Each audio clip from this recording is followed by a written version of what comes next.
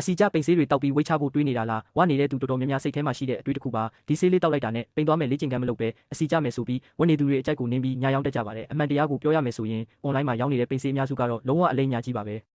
9 ရက်နဲ့ပိန်မဲ့အစာလျှော့စရာမလိုဘူးလေ့ကျင့်ခန်းမလိုဘူးဘိုက်စီတနေရာလေးကြမယ်စသဖြင့်ပေါ့ဒီလိုစကားတွေကြားရင်တတိထားပါတော့တချို့ဆေးတွေမှာအစာစားခြင်းစိတ်ကိုတားတဲ့ဓာတ်တွေပါပါတယ်သွေးဖိအားမြင့်စေပါတဲ့တချို့မှာ steroid လိုအန္တရာယ်ရှိတဲ့ပစ္စည်းတွေပါနိုင်ပါတယ်ပထမတစ်ပတ်လောက်မှာပိန်တယ်လို့ထင်ရနိုင်တယ်ဒါပေမဲ့အများစုကရေတက်ကြခြင်းကြောင့်ပါအစီကြတာမဟုတ်ပါဘူးနောက်ပိုင်းမှာနှလုံးခုန်မြန်ခြင်းမအိပ်နိုင်ခြင်းစိတ်လှုပ်ရှားလွန်ခြင်းသွေးဖိအားတက်ခြင်းကြောက်ကထိခိုက်နိုင်ခြင်းတွေဖြစ်နိုင်ပါတယ်ဒါဆိုအဲ့ဒီပိန်ဆေးတွေကလုံးဝမထိရောက်ဘူးလားမဟုတ်ပါဘူးဆရာဝန်ကြီးကြပ်မှုအောက်မှာအသုံးပြုတဲ့ weight loss medication တွေရှိပါတယ်ဒါပေမဲ့ BMI မြင့်သူတွေစီးကြိုသွေးတိုးရှိသူတွေအတွက်ကလိုအပ်တဲ့အခြေအနေတွေမှသာသုံးကြပါတယ်အဲ့ဒီဆေးတွေတောက်နေရင်တောင်မှစားတောက်ပုံမပြောင်းဘူးလေ့ကျင့်ခန်းမလုပ်ဘူးဆိုရင်ရလက်ကမကောင်းနိုင်ပါဘူးဝိတ်မကျနိုင်ပါဘူးဆိုပါတော့အမှန်တကယ်စီကြဖို့ဆိုရင်ကယ်လိုရီလျော့စားခြင်းပရိုတင်းလုံလောက်စားခြင်းလေ့ကျင့်ခန်းလုပ်ခြင်းအေးရေးလုံလောက်ခြင်းဒီလေးခုကအခြေခံပါ